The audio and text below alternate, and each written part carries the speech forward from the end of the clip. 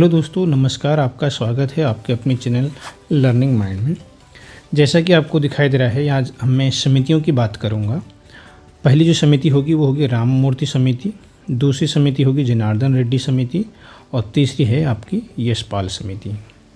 दोस्तों, जब आपकी जो नेशनल एजुकेशन पॉलिसी 1986 आई थी तो उसकी समीक्षा के लिए एक जो है समितियाँ गठित की गई थी, क्योंकि उसके बाद भी जो है शिक्षा में जो है काफ़ी कुछ समस्याएं आने लगी थी, जैसे कि रटने की प्रवृत्ति काफ़ी बढ़ गई थी और उच्च शिक्षा में भी सुधार की ज़रूरत थी। तो उन सब के लिए जो है उसकी समीक्षा के लिए नेशनल एजुकेशन जो पॉलिसी थी 1986 की, उसकी समीक्षा के लिए ये समितियां गठित की गई थी। तो दोस्तों, अगर आप चैनल में नए हैं तो चैनल को सब्सक्राइब जरूर कीजिएगा, लाइक कीजिएगा और दोस्तों में अपने शेयर कीजिएगा। तो दोस्तों, जैसा कि हमने बताया कि राममूर्ति समिति, जनार्दन रेड्डी समिति और यशपाल समिति, इनकी जो है गठन किया गया था। तो सबसे पहले जो आपकी राममूर्ति समिति थी उसका गठन किया गया था 1990 में किया गया हुआ था, और जनार्दन रेड्डी समिति का जो गठन किया गया था 1991 में किया गया था और 92 में इसने अपनी रिपोर्ट सौंपी थी। राममूर्ति ने उसी साल अपनी रिपोर्ट सौंपी थी, जबकि जो यशपाल समिति थी इनका जो गठन किया गया था यशपाल समिति का 1992 में गठन किया गया था और इन्होंने अपनी रिपोर्ट जो थी 1993 में दी थी। तो इन्हीं तीन समितियों के संदर्भ में हम आज MCQs करेंगे, टॉप 40 MCQs। तो बने रहेगा लास्ट तक इस वीडियो में। तो दोस्तों, आज हम बात करते हैं सबसे पहले यशपाल समिति से संबंधित MCQs की। तो दोस्तों, पहला क्वेश्चन यशपाल समिति से संबंधित है। यशपाल समिति का गठन कब किया गया था? 1986 में, 93 में, 2000 में या 90 में? तो दोस्तों, यहाँ पर जो था 92 हो गया यहाँ पर गठन, ठीक है। तो 1992 में गठन किया गया था और इसने रिपोर्ट जो थी 1993 में इसने भारत सरकार को अपनी रिपोर्ट सौंपी थी। बट ध्यान रखिए, अगर 92 लिखा नहीं आए, 93 आए तो 93 में ही आप टिक कीजिएगा। तो बट गठन जो था 1992 में किया गया था और इसने अपनी रिपोर्ट जो है प्रस्तुत की थी 1993 में। क्वेश्चन नंबर 2 है, यशपाल समिति की रिपोर्ट का क्या नाम था? तो दोस्तों, जो यशपाल समिति 1993 में अपनी रिपोर्ट सौंपी थी वो बिना बोझ के सीखना, यानी कि लर्निंग विदाउट बर्डन है। दोस्तों, थर्ड क्वेश्चन है, यशपाल समिति का मुख्य उद्देश्य क्या था? तकनीकी शिक्षा में सुधार करना, शिक्षा में तकनीकी सुधार करना, छात्रों में पाठ्यक्रम का बोझ कम करना, उच्च शिक्षा का विस्तार करना या व्यावसायिक शिक्षा को बढ़ावा देना। तो दोस्तों, यशपाल जो समिति थे उसकी मुख्य उद्देश्य जो था वो था छात्रों में पाठ्यक्रम के बोझ को कम करना। क्वेश्चन नंबर 4 है, यशपाल समिति के अध्यक्ष कौन थे? तो याद रखिएगा, यशपाल समिति के जो अध्यक्ष थे वो क्या थे? प्रोफेसर यशपाल। क्वेश्चन नंबर 5 है, यशपाल समिति का सुझाव किस क्षेत्र में सुधार के लिए था? तकनीकी शिक्षा के लिए, प्राथमिक और माध्यमिक शिक्षा के लिए, उच्च शिक्षा के लिए, शोध कार्य के लिए? तो दोस्तों, याद रखिएगा, यशपाल समिति ने जो सुझाव दिए थे वो प्राथमिक और माध्यमिक शिक्षा के लिए दिए थे। नेक्स्ट क्वेश्चन है, यशपाल समिति ने किस प्रवृत्ति को समाप्त करने की बात कही थी? शिक्षकों की कमी, शिक्षा में रटने की प्रवृत्ति, डिजिटल शिक्षा का उपयोग या छात्रों में व्यावसायिक शिक्षा देना? तो दोस्तों, यशपाल समिति ने जो था शिक्षा में रटने की प्रवृत्ति को समाप्त करने की बात कही थी। क्वेश्चन नंबर 7 है, यशपाल समिति का भारतीय शिक्षा प्रणाली पर सबसे बड़ा प्रभाव क्या पड़ा? नई शिक्षा नीति का गठन हुआ, पाठ्यक्रम और पाठ्यपुस्तकों का बोझ कम हुआ, ग्रामीण शिक्षा का विस्तार हुआ या उच्च शिक्षा में तकनीकी सुधार हुआ? तो दोस्तों, यशपाल समिति से जो है सबसे महत्वपूर्ण प्रभाव पड़ा पाठ्यक्रम और जो पाठ्यपुस्तकें थी उनका बोझ कम करना। क्वेश्चन नंबर 8 है, लर्निंग विदाउट बर्डन रिपोर्ट किस क्षेत्र में सुधार के लिए केंद्रित थी? व्यावसायिक शिक्षा के लिए, पाठ्यपुस्तक प्रणाली के लिए या फिर कक्षा का वातावरण के लिए, उपरोक्त सभी के लिए? तो ये सभी के लिए थी, व्यावसायिक शिक्षा के लिए भी थी और पाठ्यपुस्तक प्रणाली के लिए भी थी और कक्षा का वातावरण से भी संबंधित थी। क्वेश्चन नंबर 9 है, यशपाल समिति की रिपोर्ट का प्रमुख लक्ष्य क्या था? शिक्षा को वैज्ञानिक बनाना, बच्चों के लिए शिक्षा को तनाव मुक्त बनाना, अधिक परीक्षाएं आयोजित करना या उच्च शिक्षा में सुधार करना? तो यशपाल समिति का मुख्य लक्ष्य क्या था? बच्चों की जो शिक्षा थी उसको क्या करना? तनाव मुक्त बनाना। क्वेश्चन नंबर 10, यशपाल समिति की सिफारिश किस नई शिक्षा नीति में शामिल की गई हैं? 1986 की या 92 की या 2020 की या 2005 की? तो दोस्तों, जो है जो सिफारिशें हैं वैसे 2005 में भी सिफारिशें की गई हैं, बट यहाँ पर अभी 2020 है, तो 2020 की जो सिफारिशें हैं उसमें जो है अधिकतर जो सिफारिशें हैं यशपाल समिति की शामिल की गई हैं। क्वेश्चन नंबर 11 है, यशपाल समिति की रिपोर्ट के अनुसार प्रारंभिक स्कूल में प्रवेश के लिए क्या नहीं किया जाना चाहिए। तो दोस्तों यशपाल समिति के अकॉर्डिंग जो है टेस्ट और साक्षात्कार नहीं किया जाना चाहिए। नेक्स्ट क्वेश्चन, यशपाल समिति ने किसके व्यापक उपयोग की सिफारिश की थी। तो दोस्तों यशपाल समिति ने श्रव्य दृश्य सामग्री जो है इसकी व्यापक उपयोग की सिफारिश की थी। क्वेश्चन नंबर 13 है, यशपाल समिति की सिफारिशों के अनुसार शिक्षा का उद्देश्य क्या होना चाहिए। केवल परीक्षा पास करना, या फिर रचनात्मकता और समस्यापरक दृष्टिकोण को बढ़ावा देना, या अधिक से अधिक जानकारी रटना, केवल सिद्धांतिक ज्ञान देना। ठीक है, तो सिद्धांतिक ज्ञान रटना तो वैसे भी इन्होंने मना किया था। परीक्षा पास करना केवल उद्देश्य नहीं होना चाहिए, और रचनात्मक और समस्यात्मक दृष्टिकोण को बढ़ावा देना जो था शिक्षा का उद्देश्य था यशपाल समिति की सिफारिशों के अनुसार। यशपाल समिति की रिपोर्ट किस मंत्रालय को सौंपी गई थी। तो दोस्तों याद रखिएगा, मानव संसाधन विकास मंत्रालय को ये सौंपी गई थी। नेक्स्ट क्वेश्चन है, यशपाल समिति ने किस बात पर जोर दिया था। केवल विषय आधारित शिक्षा या व्यावसायिक शिक्षा का अनिवार्य होना, शिक्षा का समग्र दृष्टिकोण, या उच्च शिक्षा का केंद्रीकरण। यशपाल समिति ने जो था दोस्तों शिक्षा का समस्त दृष्टिकोण पर जो है जोर दिया था। नेक्स्ट है, यशपाल समिति के अनुसार शिक्षकों की भूमिका कैसी होनी चाहिए। केवल जानकारी प्रदान करने वाले, छात्रों के मित्र, मार्गदर्शक और सहयोगी, या फिर परीक्षा केंद्रित तैयारी करने वाला होना चाहिए, या अनुशासन बनाए रखने वाला अधिकारी होना चाहिए। तो यशपाल समिति के अनुसार जो है शिक्षकों की भूमिका छात्रों के साथ मित्रवत, मार्गदर्शक होनी चाहिए और सहयोगी की भूमिका निभाने वाला होना चाहिए। इन्हीं की सिफारिशों को 2005 में भी जो है जो आया था आपका, उसमें भी जो है यूज किया गया था। एनसीएफ में अधिकतर जो एनसीएफ में भी इनकी जो सिफारिशें हैं वहाँ पर ये मान लिया गया था। तो दोस्तों जो क्वेश्चन नंबर 10 था उसमें भी जो है आपका यशपाल समिति की सिफारिश किस नई शिक्षा नीति में शामिल की गई। तो यहाँ पर 2005 ये जो है शिक्षा नीति है, एनसीएफ यहाँ पर एनसीएफ नहीं लिखा हुआ है।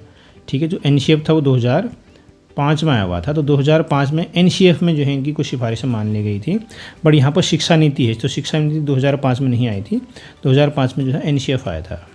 तो 2020 की जो है शिक्षा नीति में इनकी जो है अधिकतर जो सिफारिशें हैं वो भी इसमें शामिल की गई हैं, और 2005 के एनसीएफ में भी शामिल की गई थी, न कि शिक्षा नीति में। तो यहाँ पर क्वेश्चन 10 में जो होगा आपका 2020 की नई शिक्षा नीति सही रहेगा।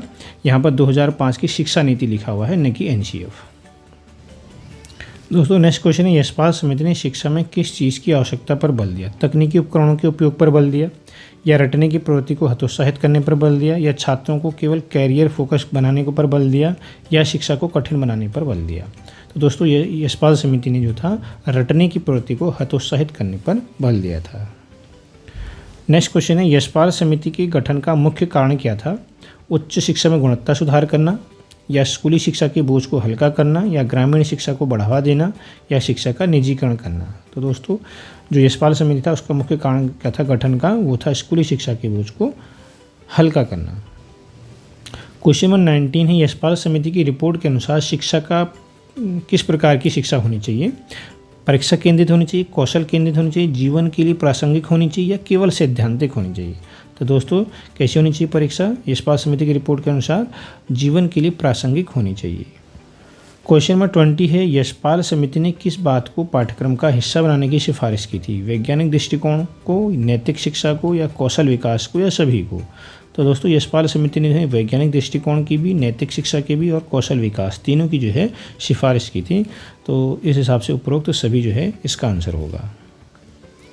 क्वेश्चन नंबर है 21, यशपाल समिति की रिपोर्ट के अनुसार कक्षा में बच्चों के लिए कैसा वातावरण होना चाहिए। अनुशासनात्मक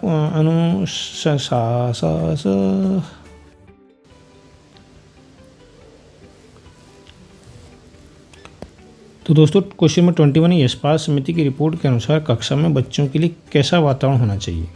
पहला है अनुशासनात्मक और सख्त होनी चाहिए, तनावपूर्ण और प्रेरणादायक होनी चाहिए, परीक्षा उन्मुख होनी चाहिए, या कठोर और चुनौतीपूर्ण होनी चाहिए। तो दोस्तों यशपाल समिति के अनुसार जो है कक्षा में बच्चों का जो वातावरण होना चाहिए बच्चों के लिए वो कैसा होना चाहिए, तनाव मुक्त और प्रेरणादायक होना चाहिए। Question number 22, learning without burden report किस वर्ग के छात्रों के लिए तैयार की गई थी। प्राथमिक और माध्यमिक के लिए, उच्च शिक्षा के लिए, व्यावसायिक शिक्षा के लिए, केवल बाल श्रमिकों के लिए। तो दोस्तों याद रखिएगा यशपाल समिति ने जो अपनी रिपोर्ट प्रस्तुत की थी वो थी लर्निंग विदाउट बर्डन। इस नाम से उन्होंने 1993 में जो है अपनी रिपोर्ट सौंपी थी, और ये जो थी किस पर थी आधारित? प्राथमिक और माध्यमिक शिक्षा के लिए तैयार की थी इन्होंने। दोस्तों क्वेश्चन नंबर 23, यशपाल समिति की रिपोर्ट का शिक्षा नीति पर क्या प्रभाव पड़ा? पहला है नई शिक्षा नीति 2020 में से अपनाया गया। दूसरा है शिक्षा के निजीकरण को बढ़ावा मिला। तीसरा है शिक्षा में कठोरता बढ़ाई गई। चौथा है पाठ्यक्रम का दायरा बढ़ा दिया गया। तो दोस्तों यशपाल समिति की रिपोर्ट का जो है नई शिक्षा नीति 2020 में से अपनाया गया है। जितने भी इसकी सुझाव हैं वो है 2020 में अपनाए गए हैं। साथ ही साथ जो है एनसीएफ 2005 में भी इसके कुछ सुझावों को रखा गया था, बट पहली बार जो है शिक्षा नीति में इसे 2020 में रखा गया है। क्वेश्चन नंबर 24, यशपाल समिति की रिपोर्ट के अनुसार बच्चों को किस प्रकार से शिक्षा प्राप्त होनी चाहिए? कठोर प्रणाली, परीक्षा प्रणाली के द्वारा, या फिर एक ऐसी वातावरण में जो बच्चों को जिज्ञासा को बढ़ाएं, या फिर केवल क्रियात्मक कार्यों के माध्यम से ट्यूशन के द्वारा? ट्यूशन के द्वारा तो होगा नहीं, कठोर परीक्षा प्रणाली होगी नहीं, तो या तो क्रियात्मक कार्य उनकी एक्टिविटी कराएंगे या फिर ऐसे वातावरण का निर्माण करेंगे जो जिज्ञासा को बढ़ाए। तो इसमें जो है बी ऑप्शन में जो है दोनों आ जाएंगे, क्रियात्मकता भी हो जाएगी, है ना। तो ऐसा वातावरण बनाएंगे जो बच्चों को जिज्ञासा को बढ़ावा दे। क्वेश्चन नंबर है 25, यशपाल समिति ने किस तरह की शिक्षा पद्धतियों को बढ़ावा दिया? केवल सैद्धांतिक शिक्षा को, या केवल व्यावसायिक शिक्षा को, या शिक्षा को जीवन से जोड़ने वाली और व्यवहारिक शिक्षा को, या फिर केवल तकनीकी शिक्षा को? तो दोस्तों यशपाल समिति ने जो है शिक्षा को जीवन से जोड़ने वाली और व्यवहारिक जो है शिक्षा को बढ़ावा दिया। तो दोस्तों अब हम बात करते हैं राममूर्ति समिति से संबंधित क्वेश्चंस।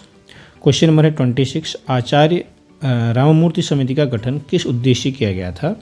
उच्च शिक्षा नीति की समीक्षा के लिए, या राष्ट्रीय शिक्षा नीति 1986 की समीक्षा के लिए, या व्यावसायिक शिक्षा को बढ़ावा देने के लिए, या डिजिटल शिक्षा की योजना को बढ़ाने के लिए? तो यहाँ पर राष्ट्रीय शिक्षा नीति 1986 की समीक्षा के लिए जो था राममूर्ति समिति का गठन किया गया था। दोस्तों क्वेश्चन नंबर 27 है, आचार्य राममूर्ति समिति का गठन किस वर्ष किया गया? तो याद रखिएगा 1990 में इसका गठन किया गया और 1990 में ही इन्होंने अपनी रिपोर्ट सौंपी थी। क्वेश्चन नंबर 28 है, राममूर्ति समिति ने किस पर विशेष जोर दिया? शिक्षा के निजीकरण पर, समान शिक्षा प्रणाली यानी कॉमन स्कूल सिस्टम पर, या तकनीकी शिक्षा में सुधार करना, या फिर केवल उच्च शिक्षा पर ध्यान केंद्रित करना? तो दोस्तों राममूर्ति समिति ने जो था समान शिक्षा प्रणाली यानी कॉमन स्कूल सिस्टम पर जो है विशेष जोर दिया। क्वेश्चन नंबर है 29, राममूर्ति समिति के अनुसार शिक्षा को किस रूप में देखा जाना चाहिए? लाभकारी सेवा के रूप में, मौलिक अधिकार के क्षेत्र में, या फिर सामाजिक दायित्व के क्षेत्र में, या आर्थिक संसाधन के क्षेत्र में के रूप में देखा जाना चाहिए? तो कौन से रूप में देखा जाना चाहिए? मौलिक अधिकार के रूप में देखा जाना चाहिए। राममूर्ति समिति के अनुसार शिक्षा को मौलिक अधिकार के रूप में देखा जाना चाहिए। क्वेश्चन में 30, राममूर्ति समिति ने किस पर बल दिया? केंद्रीकरण पर, विकेंद्रीकरण पर, व्यावसायिकरण पर, या फिर वैश्वीकरण पर? तो याद रखिएगा राममूर्ति समिति ने विकेंद्रीकरण पर जो है बल दिया था। क्वेश्चन में 31, राममूर्ति समिति का मुख्य फोकस क्या था? स्कूली शिक्षा में सुधार, व्यावसायिक शिक्षा का विस्तार, सामाजिक और आर्थिक असमानता को दूर करना, या फिर तकनीकी शिक्षा के लिए बजट में वृद्धि करना? तो दोस्तों याद रखिएगा राममूर्ति समिति ने जो था मुख्य फोकस जो था सामाजिक और आर्थिक असमानता को दूर करना था। क्वेश्चन नंबर 32 है, राममूर्ति समिति ने समान शिक्षा प्रणाली जो है इस पर जोर दिया था, अभी हमने पढ़ा था। तो इसका क्या अर्थ है? समान शिक्षा प्रणाली का अर्थ पूछ रहा है। तो सभी स्कूलों में समान पाठ्यक्रम लागू करना, सरकारी और निजी स्कूलों में समान मानक लाना, या सभी छात्रों को समान सुविधाएं प्रदान करना, या उपरोक्त सभी? तो दोस्तों जो समान शिक्षा प्रणाली है, कॉमन एजुकेशन सिस्टम, इसके तहत जो है समान पाठ्यक्रम लागू भी किया गया, सरकारी और निजी स्कूल में एक समान मानक लाए गए, और सभी छात्रों को समान सुविधाएं प्रदान करना है। और यानी कि कहने का मतलब है उपरोक्त सभी इसका आंसर होगा। दोस्तों क्वेश्चन नंबर है 33, राममूर्ति समिति का मुख्य उद्देश्य क्या था? मुख्य उद्देश्य पूछ रहा है। पहला है शिक्षा नीति में सुधार करना, दूसरा है शिक्षा में तकनीकी सुधार करना, या समग्र और समतामूलक शिक्षा प्रणाली का निर्माण करना, या फिर शिक्षा का व्यावसायिकीकरण करना? तो दोस्तों राममूर्ति समिति का जो मुख्य उद्देश्य था वो था समग्र और समतामूलक शिक्षा प्रणाली का निर्माण करना। तो दोस्तों अब जो कुछ क्वेश्चन हैं हमारे पास वो है जनार्दन रेड्डी समिति से संबंधित। तो क्वेश्चन नंबर है 34, जनार्दन रेड्डी समिति का मुख्य उद्देश्य क्या था? नई शिक्षा नीति का निर्माण करना, एनपीई 1986 की क्रियान्वयन की समीक्षा करना और संशोधन हेतु सुझाना, भारत में उच्च शिक्षा की गुणवत्ता का मूल्यांकन करना, या फिर व्यावसायिक प्रशिक्षण कार्यक्रमों की शुरुआत करना? तो जनार्दन रेड्डी समिति का जो उद्देश्य था, जो एजुकेशन पॉलिसी थी 1986 की, उनकी क्रियान्वयन की समीक्षा करना और उनमें संशोधन के सुझाव सुझाना, ये मुख्य उसका उद्देश्य था। इसी उद्देश्य से जो है जनार्दन रेड्डी समिति का गठन किया गया था। जनार्दन रेड्डी समिति ने अपनी रिपोर्ट किस वर्ष प्रस्तुत की थी? 1986 में, 90 में, 92 में या फिर 95 में? तो दोस्तों याद रखिएगा, जनार्दन रेड्डी समिति ने 1992 में अपनी रिपोर्ट प्रस्तुत की थी और इसका जो गठन हुआ था 1991 में इसका गठन हुआ था, याद रखिएगा। 92 में इसने अपनी रिपोर्ट प्रस्तुत की थी, जबकि जो यशपाल समिति थी वो 92 में गठित हुई थी और 93 में उसने अपनी रिपोर्ट प्रस्तुत की थी। दोस्तों नेक्स्ट क्वेश्चन है, जनार्दन रेड्डी समिति की एक प्रमुख सिफारिश क्या थी इन चारों में से? एक सामान्य विद्यालय प्रणाली की शुरुआत करना, या फिर ऑपरेशन ब्लैक बोर्ड को माध्यमिक स्कूलों में लागू करना, बहुउद्देशीय स्कूल की स्थापना करना, या दूरस्थ शिक्षा कार्यक्रमों को बढ़ावा देना? तो दोस्तों जनार्दन रेड्डी समिति का जो प्रमुख सिफारिश थी वो थी ऑपरेशन ब्लैक बोर्ड को माध्यमिक स्कूलों तक लागू करना। क्वेश्चन नंबर 37, जनार्दन रेड्डी समिति को किस निकाय द्वारा नियुक्त किया गया था? तो दोस्तों याद रखिएगा, जनार्दन रेड्डी समिति को जो है केंद्रीय शिक्षा सलाहकार बोर्ड इनकी कैब के द्वारा जो है नियुक्त किया गया था। क्वेश्चन नंबर 38, जनार्दन रेड्डी समिति ने किस पूर्व समिति की सिफारिशों की समीक्षा की? कोठारी आयोग की, मुदालिर आयोग की, आचार्य राममूर्ति समिति की, या राधा कृष्ण आयोग की? तो दोस्तों याद रखिएगा, जनार्दन रेड्डी समिति ने जो है आचार्य राममूर्ति समिति की जो सिफारिशें हैं उनकी समीक्षा की। साथ ही साथ इन्होंने जो था संशोधन हेतु सुझाव भी दिए थे 1986 की जो शिक्षा नीति थी। जनार्दन रेड्डी समिति ने किस अभियान को प्राथमिक शिक्षा के लिए आवश्यक बताया? तो दोस्तों याद रखिएगा, ऑपरेशन ब्लैक बोर्ड जो है इसको उन्होंने मुख्यतः जो है प्राथमिक शिक्षा के लिए जो है महत्वपूर्ण बताया, आवश्यक बताया। साथ ही इन्होंने बताया इसे माध्यमिक स्कूलों तक भी लागू किया जाए। तो क्वेश्चन नंबर 40 आज का अंतिम क्वेश्चन है, जनार्दन रेड्डी समिति द्वारा किस क्षेत्र पर विशेष ध्यान दिया गया था? उच्च शिक्षा पर, या फिर प्राथमिक शिक्षा के सुदृढ़ीकरण पर, या फिर व्यावसायिक शिक्षा की स्थापना पर, या तकनीकी शिक्षा का विस्तार पर? तो दोस्तों जनार्दन रेड्डी समिति ने जो था प्राथमिक शिक्षा के सुदृढ़ीकरण पर जो है ध्यान दिया था। तो आज के इम्पोर्टेंट क्वेश्चंस रहे। तो आपको कैसी लगी ये वीडियो ज़रूर बताइएगा, कमेंट बॉक्स में कमेंट कीजिएगा। अगर पसंद आए तो लाइक ज़रूर कीजिएगा और सब्सक्राइब करना न भूलिएगा। धन्यवाद। नेक्स्ट वीडियो में मिलते हैं एक नए टॉपिक के साथ।